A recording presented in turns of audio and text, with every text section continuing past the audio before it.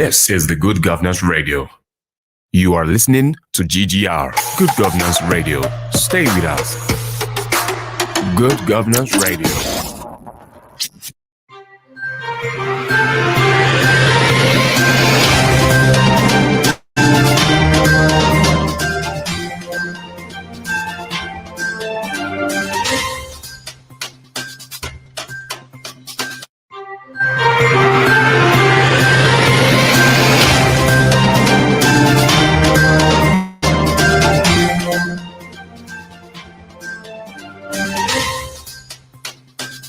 Hello and good day to you. Welcome to Good Governance Radio.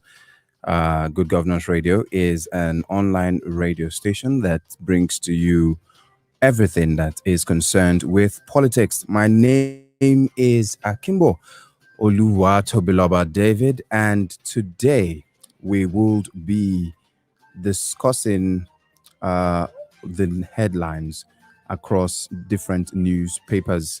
Yes, today we will be discussing different news headlines across different papers.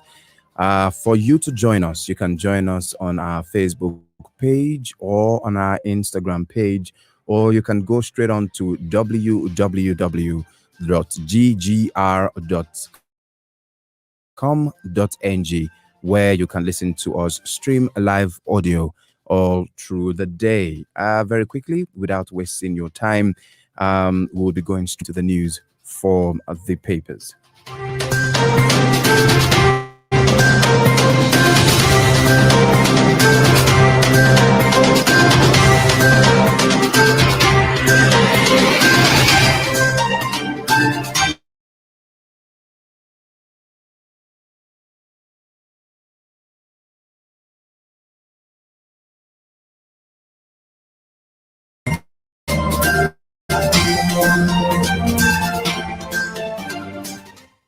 Stuff today being Monday, the 17th of May, 2021, we will be taking our first look of these papers from New National Star. Yes, New National Star. And the headlines on New National Star is Jason strike.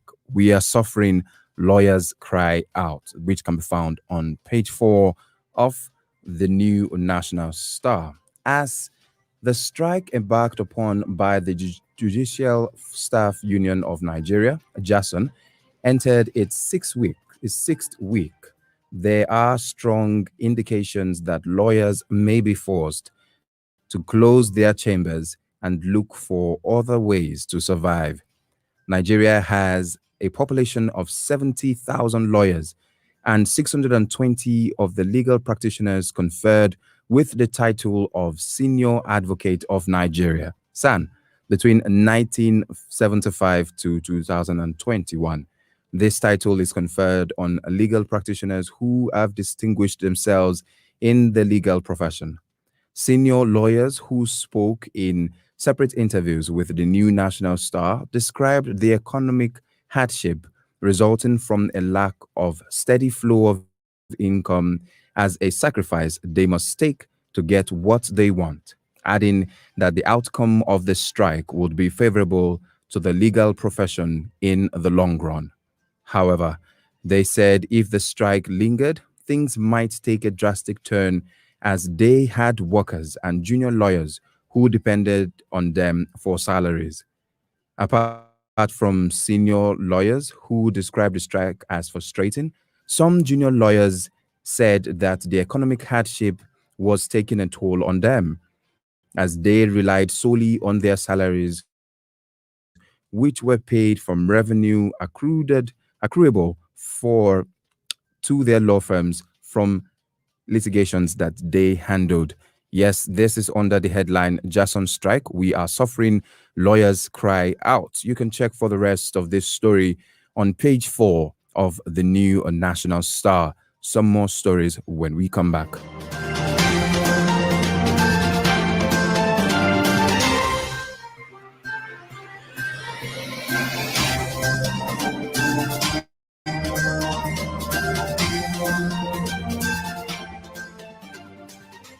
Yes, welcome back. You are listening to Good Governance Radio Online. My name is Akimbo Oluwatobiloba David, and we are going through the paper reviews, the headlines on the newspapers in and around Nigeria today. And I have this day newspaper, and one of the headlines here is many Boko Haram commanders willing to surrender, says Gumi. Kaduna-based Islamic cleric Sheikh Ahmed Gumi had revealed that several Boko Haram commanders were willing to surrender and argued and urged, the federal government to use proper engagement to negotiate with the group. Gumi, who spoke to Arise News Channel, the broadcasting arm of This Day newspaper in Kaduna yesterday, after hosting the released students of the Federal College of Forestry Mechanization, Afaka Kaduna, also reiterated his call on the government to negotiate with bandits. The cleric noted that information is at his disposal revealed that many Boko Haram commanders were willing to surrender and be integrated into the society. He further disclosed that the bandits were also putting pressure on him to assist them with amnesty. Yes, many Boko Haram commanders willing to surrender, says Gumi. This is the headline on This Day newspaper, and more details on that story can be found on page 5 of today's paper on This Day. Moving further, also another headline here that we have on This Day is 8 southern states set to enact anti-open grazing law. Following the resolution of the 17 governors of the southern states banning open grazing of cattle in their 3 geopolitical zones in the south, no fewer than 8 states are now set to enact anti-open graze laws to give legislative backing to the governor's pronouncement. These days, investigation has revealed some of these states include Akwa Ibom, Ondo, Enugu, Edo, Imo, Ogun, Delta, and Anambra.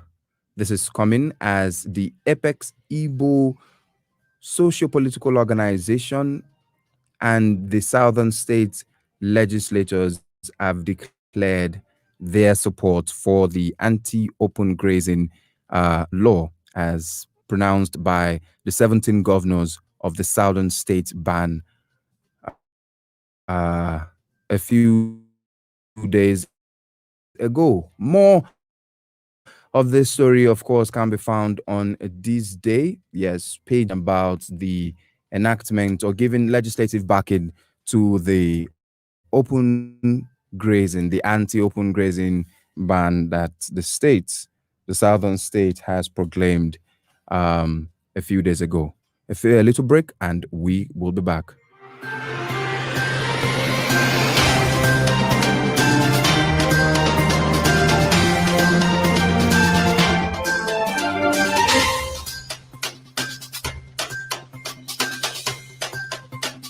Now, moving over to Blueprint. Yes, Blueprint paper for today, the 17th of May, 2021. Train, equip military on modern weapon to resolve insecurity, says IBB.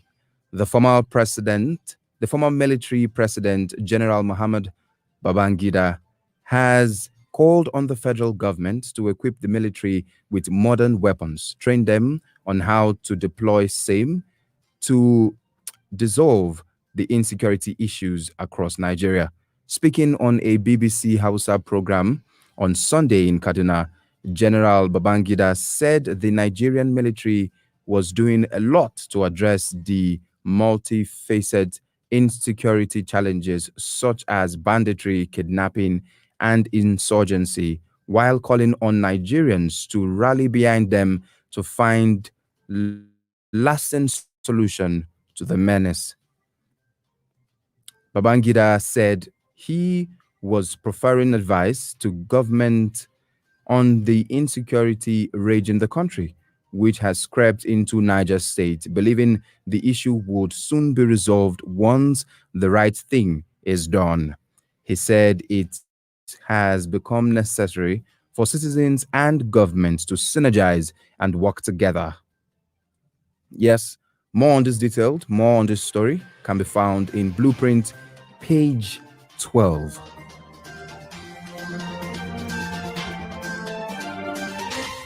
Yes, still on Blueprint here on Good Governance Radio, paper review for today, Monday, the 11th of May, 2021. Another headline from the Blueprint says 42.3 billion naira Abuja to Lokoja Road still work in progress. Commuters along the Abuja Lokoja Highway have blamed indigenous contractors and federal agencies for the slow pace of construction work on the 196-kilometer road project put at 42.3 billion naira at inception 18th July 2006.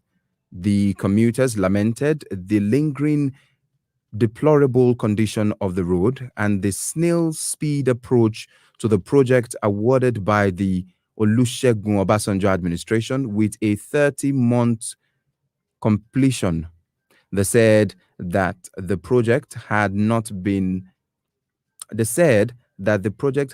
only become a death trap, but den for robbers and kidnappers. The Odumi of Omoko, a community along the highway, Malam Umar Zozi, said they had resigned to fate. He said, had the construction of this all-important highway been completed on schedule, it would not have been facilitated. It would not only have facilitated movement of commuters and goods from the south to the northern parts of Nigeria, but the many fatal accidents caused by potholes which have claimed lives would have not been an issue at all. Here on Blueprint newspaper today, Monday the 17th, you can find more details there on page 6 of the paper. Now, moving on, we just have a few more stories here with the Daily Trust. The headlines from the Daily Trust read, prosecuted at home, Igbo Muslims troop north for succor. Many Igbo Muslims are leaving the southeast and relocating to northern Nigeria in a major population shift in the post-war period, a Daily Trust investigation has shown. Also, recent happenings, including secession agitations and activities of members of the proscribed indigenous people of Biafra, have made life very tough for the minority Igbo Muslims in the southeast. Findings reveal that there are Igbo Muslims in Abia, Anambra, Ebonyi, Enugu, Imo State. However, the total number of those that relocated to the north to find succor and practice their religion without molestation far outweighs the total number of those still living in the entire southeast. Some of those who spoke to the Daily Trust linked their travails to apartheid, as they are being marginalized in the scheme of things. Prosecuted at home, Igbo Muslims troop to north for succor. More details on this story and this headline can be found on page 5 of the Daily Trust. Today, Monday, 2021. A lot of stories for us to still touch on. This is still Good Governance Radio. It's an online radio station coming to you here live from the city of Abuja. I am Akimbo Oluwatobiloba David, and you can join us or contribute to this many stories in the country as you can follow us on Facebook, you can follow us on Instagram, or you can follow us even on YouTube, or you can go straight to www.ggr.com.ng to follow our audio streaming live, as we would be engaging in political issues around the country. We would be discussing all of these issues one after the other, dissecting them to find the truth and find facts, and of course, listen to your contribution and find a way forward to make this country an even better place. And if you would like to join the discussions when they begin, you can send us a message or send us a WhatsApp message on the number that I'm going to be calling out for you right now. It is 0913 023 6602. I'll say that one more time. It is 0913 023 6602. Yes, Good Governance Radio. And if you are listening to us, or if you're watching us live on YouTube or watching us live on Facebook, you can see the numbers right there on your screen: 0913 023 6602. You can send us a message. You can send us a WhatsApp message also. Yes, all of that is totally allowed. I see. Yes, totally allowed. Now, very quickly before we wrap up this going through the papers review for GGR this morning, I want to quickly take a few headlines here from the Punch newspaper. And it says, Asaba resolutions, Southern governors to meet Buhari after France trip. There are strong indications on Sunday. There were, strong indications on Sunday that Southern governors would meet with the president, Major General Muhammadu Buhari, after his return from France. A source in the Southern Governors Forum told one of our correspondents that agreements were being made for the governors to present their resolutions at their meeting held in Asaba, the Delta State capital, to the president. Recall that the governors in the 17 states of southern Nigeria had on Tuesday held a 4-hour meeting in Asaba, Delta State, as part of their 12-point resolution. The governors, led by the governor of Ondo State, Oluwarotimi Akeredolu, had said, "We observe that the incursion of armed herders, criminals and bandits into the southern parts of the country had presented a severe security challenge such that citizens are not able to live their normal lives, including pursuing various productive activities, leading to a threat of food supply and general security." Consequently, the meeting resolved the open grazing of cattle be banned across southern Nigeria. Also on Sunday, the Maeti Hala Cattle Breeders Association of Nigeria demanded establishment of two or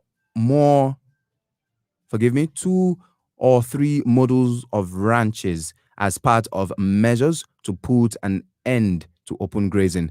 The General Secretary of the MACBAN,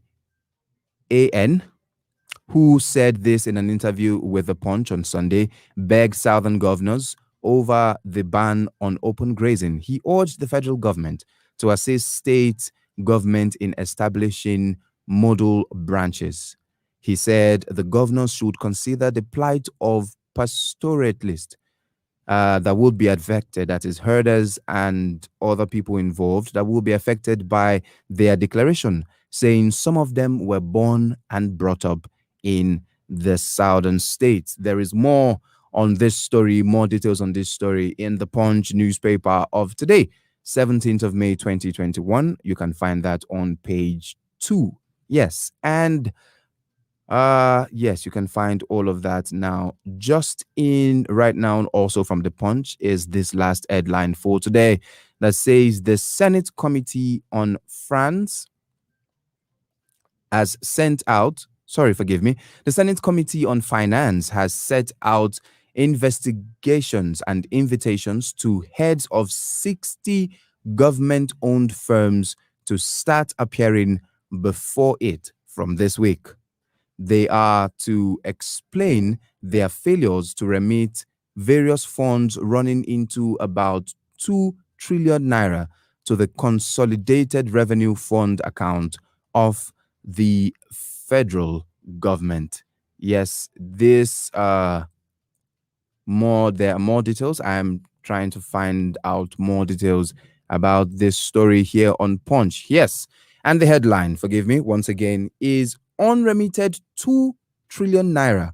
NNPC, NPA, others to face Senate panel this week. Yes, the Senate Committee on Finance has sent out invitations to heads of 60 government-owned firms to start appearing before it from this week.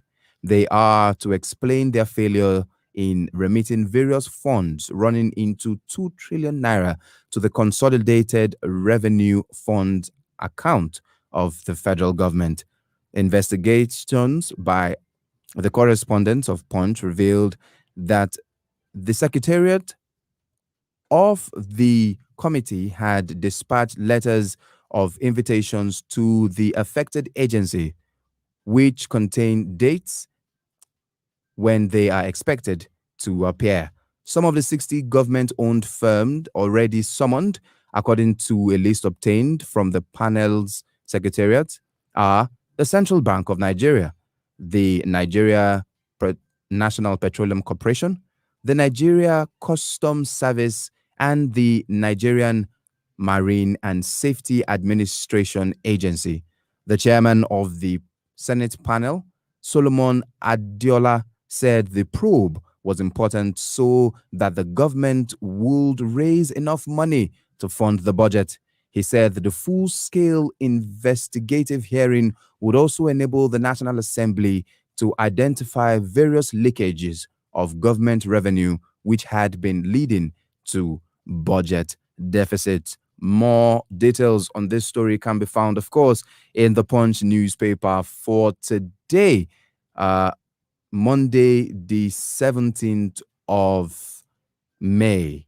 Yes, and that is all that we have for you today on the Newspaper Reveal here on Good Governance Radio. My name is Akimbo Oluwatobiloba David, and don't forget that if you want to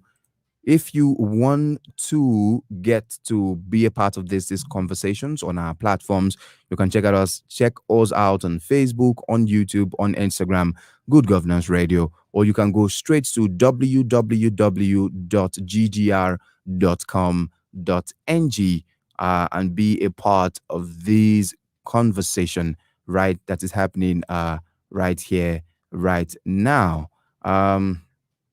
Yes, thank you very much for listening. We hope to be back very soon. Of course, join us again tomorrow as we roll out the headlines across the country and, of course, possibly hear your opinion. This is Good Governance Radio. Thank you, and do have yourself a lovely day.